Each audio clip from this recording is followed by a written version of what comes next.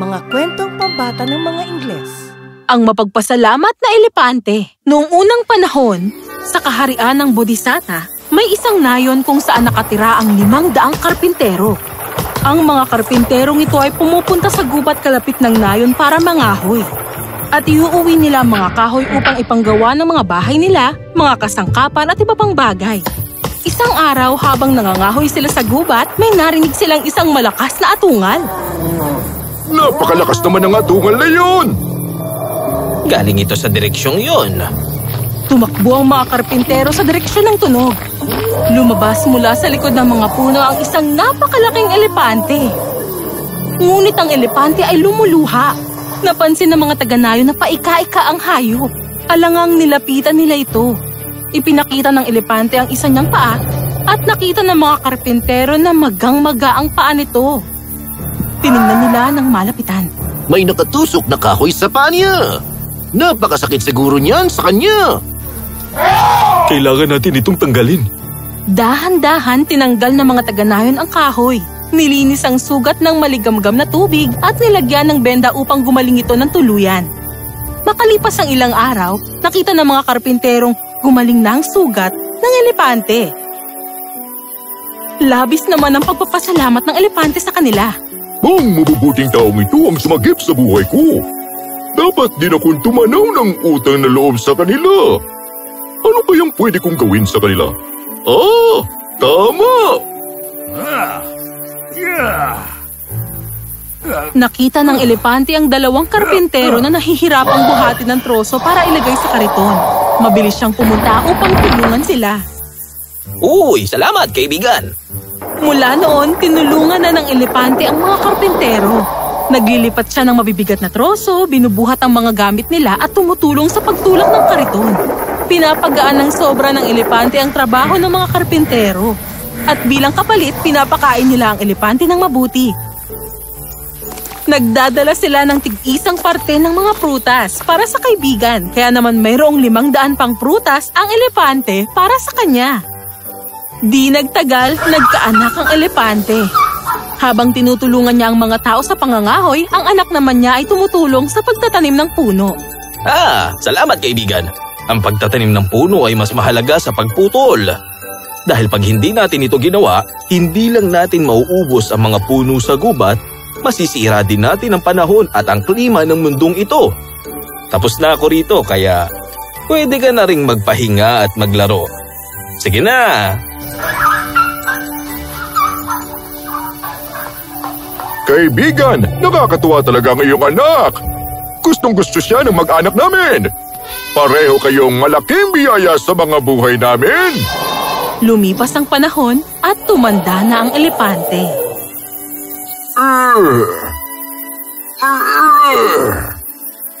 Itay, ito na po ang 5 gabi na nakakaramdam kayo ng matinding pananakit. Ba't nagbubuhat pa kayo ng mabibigat na troso kung masakit na ang likuran nyo? Dahil kaibigan ko ang mga tao. Noon kasi, iniligtas nila ang buhay ko. At sa mga taong lumipas, hindi mo ba nakita kung papaano nila tayo minahal at inalagaan ng husto, ha? Kailangan ko silang tulungan, anak. Tungkulin ko yun. Itay, ako na lang ang gagawa nito mula ngayon. Mahal ko rin ang mga kaibigan natin, pero hindi ko hahayaang masira ang katawan nyo para sa kanila. Ang desisyon ko ay mula ngayon, ako na ang papalit sa inyo para tulungan ng mga tao. Pero anak... Bata ba po ako at malakas? Ako na ang papalit sa inyo mula ngayon. Tapos na ang usapan. Kaya simula noon, ang anak na ang tumutulong sa mga karpintero sa gawain nila. Isang araw, ang hari ng bayan, si Haring Brahmadatta, ay napadaan sa kagubatan. Sa kalayuan, nakita niya ang bata at malakas na elepante na tumutulong sa mga karpintero na para bang grupo sila. Nagustuhan ng hari ang hayop. Nilapitan niya ang mga karpintero. Kumusta mga kababayan? Mahal na hari, isang karangalan po aking kamahalan. Pakiusap po, hali kayo. Pinaupo ang hari sa isang espesyal na bato at inutusan ng elepante na umigib ng sariwang tubig mula sa ilog. Tulad ng mga taong magalang na tumayo para sa hari, ang elepante rin ay itinaas ang kanyang nguso bilang paggalang sa hari. Lumapit ang hari sa elepante at hinimas ito ng buong pagmamahal. Hinimas rin siya ng elepante pabalik na para bang matagal na silang magkakilala. Isang napakaganda at dakilang nilikha. Kaibigan niyo ba siya? Siya at kanyang amay pamilya na namin. Tinutulungan nila kami sa loob ng maraming taon. Ang tulad niyang malakas at tapat ay magiging malaking tulong sa hukbo namin. Kamahalan, kung kinakailangan ng aming kaibigan maglingkod para sa bansa, sige po. Pero sabi mo para na kayo pamilya. Hindi ba kayo malulungkot pag nalayo sa kanya? Sa totoo lang po, hindi namin gustong malayo sa kanila. Sa mga taong lumipas, kami ay tumanda ng may respeto at pagmamahal sa isa't isa. Pero kung kailangan siya ng ating bansa, magiging masaya po kaming paglingkuran ng ating bayan. Sige anak, wala nang mas matapat na gawain kundi ang maglingkod sa bayan. Sumama ka sa hari at maging matapat na kaibigan at tagapaglingkod. Huwag mo siyang iiwan at ang pamilya niya sa oras ng pangangailangan. At papaano naman kayo, Itay? Ang mga kaibigan nating tao ang bahalang mag-alaga sa akin. Sige na anak. Ipinapangako ko sa iyo na aalagaan namin ang husto ang minamahal mong anak. Maraming salamat.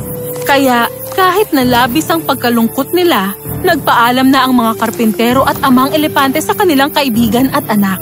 Tumulo rin ang luha sa mga mata ng anak ng elepante nang magpaalam na siya sa ama at mga kaibigan para sumama sa hari. Para kay Haring Brahmadatta, ang elepante ay hindi lamang parte ng kanyang hukbo, kundi isang kapatid at kaibigan. Ang hari mismo ang nagturo sa kanya ng pakikipaglaban. May mga mamahaling alahas na ginawa para sa kanya at meron din itong sariling silid sa labas ng silid ng hari. At sinisiguradong ang silid ng elepante ay may sapat na prutas na kanyang paborito.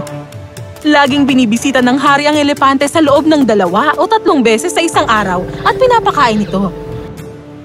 Gustong-gusto rin ng elepante ang kanyang amo bilang hari at kaibigan. Lumipas ang 2 taon. Isang araw, kinailangan ng hari na maglakbay ng malayo. Pumunta ang hari sa silid ng elepante kasama ang mga tagapagpayo niya. Aking kaibigan, kumusta ka? Bakit kayo nakadamit na pang-alis? At bakit hindi ako kasama sa pag-alis nyo? Kailangan kong maglakbay ng malayo. Hindi kaibigan, hindi kita may sasama ngayon. Tatagal ang aking paglalakbay at kailangan kong manatili ka rito upang tingnan ang aking kaharian at pamilya habang wala ko. Magagawa mo ba yun? Gagawin ko ang lahat ng makakaya ko upang protektahan ang ating bayan. Pero bumalik kayo agad, Master! Lahat ng tagapagpayong nakatayo sa malapit ay narinig ang sinabi ng hari. Ngayon, isang elepante na ang namumuno ng kaharian. Ang pag-ibig at katapatan ay makapangyarihan na aking kaibigan. At walang sino man ang kayang tapatan ng pagmamahal at katapatan ng isang hayop. Makikita mo, kapag dumating ang oras, ang tiwala ng hari at elepante sa isa't isa ay magpapatunay na mahalaga ito sa kaharian. Maraming buwan ang lumipas, walang narinig na balita tungkol kay Haring Brahmadatta at nagsimula ng mga tagapagpayo kung ayos lang ba siya. Isang araw, dumating ang balita na huling nakita si Haring Brahmadatta malapit sa kakilakilabot na gubat na wala pang tao ang nakakalabas ng buhay. Pumunta ang pinuno ng hukbo sa reyna upang ipaalam ang malungkot na balita. Kasama ng reyna ang elepante sa oras na yun. Bakit ba malulungkot ang inyong mga mukha?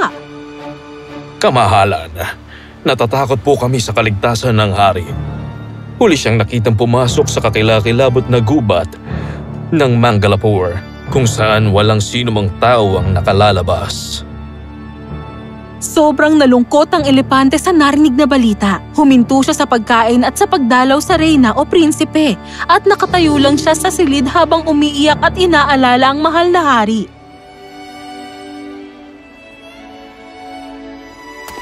Samantala, ang balita ng pagkawala ng Haring Brahmadatta ay nakarating sa karatig na kaharian ni Haring Mandana Mishra. At sinamantala niya ang pagkakataong ito upang magsimula ng digmaan sa Bodhisatta at mapabilang ito sa kanyang kaharian. Isa itong magandang pagkakataon. Sa pagkawala ng hari at ang prinsipe ay wala pang 1 taong gulang, Madaling matatalo ng puwersa namin ng kanilang hukbo. Maghanda sa digmaan. Pinalibutan ng puwersa ni Haring Mandana Mishra ang Bodhisatta.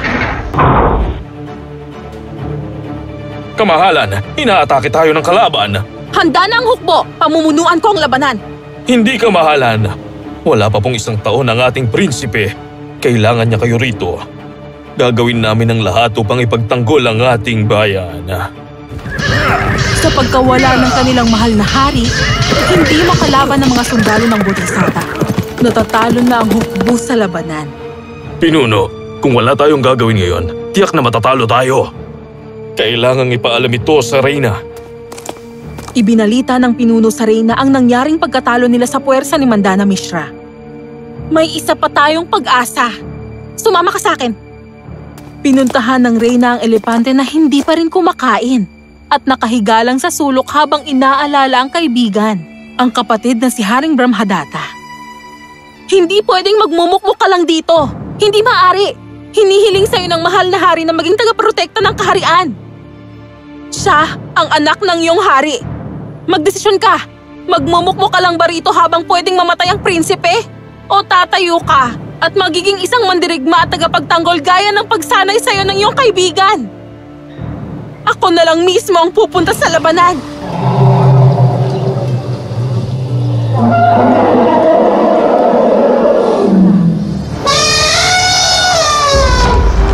Sumabak ang elepante sa digmaan at lumaban tulad ng isang tunay na mandirigma. Ang mahusay at matatag nitong trompeta ang nagdulot ng bagong pag-asa at bagong pagsinta sa hukbo ng Bodhisatta. At sa isang saglit, natalo nila ang buong puwersa ni Mandana Mishra. Huwag mong isipin na bata pa ang prinsipe sa bayang to at walang tagaprotekta ang bayan ng Bodhisatta. Sinabi ko na sa'yo, ang pag-ibig at katapatan ay lubos na makapangyarihan. Ngayon, mag-isang nagawa ng isang elepante ang hindi kayang gawin ng buong hukbo. Maya-maya, biglang may dumating sa loob ng palasyo. Nakita ito ng elepante at tumakbo agad sa direksyon ng taong yun. Aking kaibigan, aking kapatid! Salamat! Maraming salamat sa pagprotekta sa aking kaharian at pamilya. Isa kang tunay na kaibigan, tunay na kapatid, at tunay na mandirigma. Ang pag-ibig at katapatan ay tunay ngang makapangyarihan. Sinusuportahan nila ang isa't isa sa oras ng panganib tulad ng kung paanong ang magkaibigan at magkakapamilya ay magkasamang lumalaban. Maging tao man o alagang hayop, kapag pinakitaan natin ang ating mga kaibigan at pamilya ng pag-ibig, respeto at katapatan, sila mismo ay gagawa ng paraan upang maibalik ito sa atin.